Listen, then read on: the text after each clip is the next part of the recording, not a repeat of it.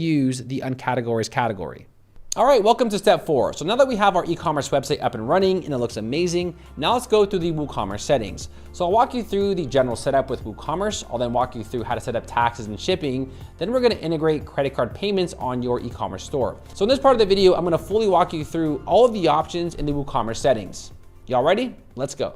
All right, party people, in this part of the video, we're now gonna be talking about the WooCommerce settings. So let's go over here to our dashboard. Now here you're gonna see WooCommerce, and you'll have a few tabs like orders, customers, coupons, reports, and settings, and a few other miscellaneous options. You'll also see a payments tab, which takes you to the payments of WooCommerce, and also analytics about your store, where if you click on the overview tab, it'll just give you a brief overview about your store.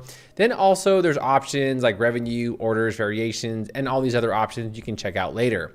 Below that, we also have another tab called marketing. Yeah, I know. I don't know why they keep adding in more and more tabs, but this essentially will introduce you all to, third-party plugins that you can use on your store. And also there is a coupons tab where you can create coupons, which we will do a little bit later. But let's go ahead and go to the core options of WooCommerce. So over here under WooCommerce, let's scroll over here and click on settings, and let's configure the options for our store. Now, the first thing that you want to do is create a store address. This is very important because this will configure the taxes for your store. So here I'll just go ahead and put in a random address. Here I'll also put in a city. California. Now, the next option is general options, and here you have selling locations. So this is important. So you can sell to all the countries, sell to all countries except for, or sell to specific countries. In my experience of web design, this option is typically selected the most because here you can actually select the countries where you want to do business. And if you are in the United States, you probably want to do business only within the United States. However, you can also use our neighbor, Canada, if you want to, go that route. So we'll select United States and Canada for this tutorial. Here we have shipping location, and obviously you can ship to all the countries you sell to, or you can ship to all countries. But I think this one makes the most sense because you're only going to ship to countries where you do business. The next option is default customer location. So whatever the customer puts on the checkout page, that's where you're going to ship to. We do have geolocate, but in my experience, a lot of people use VPNs today, so I recommend to just use shop country.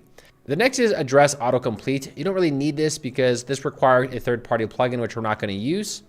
Next, we have taxes and coupons. I do recommend to enable taxes and also enable the use of coupons, and then make sure all these boxes are checked.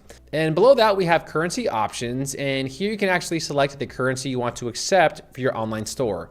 I'm going to be accepting the US dollar. So here at the bottom, after we've made all those changes, here I'll click on Save Changes.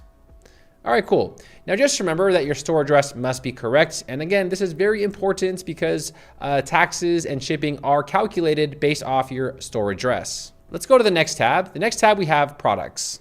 Now the shop page is actually called products.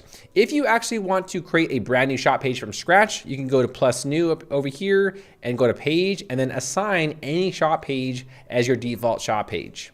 Next, we have the add to cart behavior. This essentially means that if you check this box, it'll redirect users to the cart page if they add something.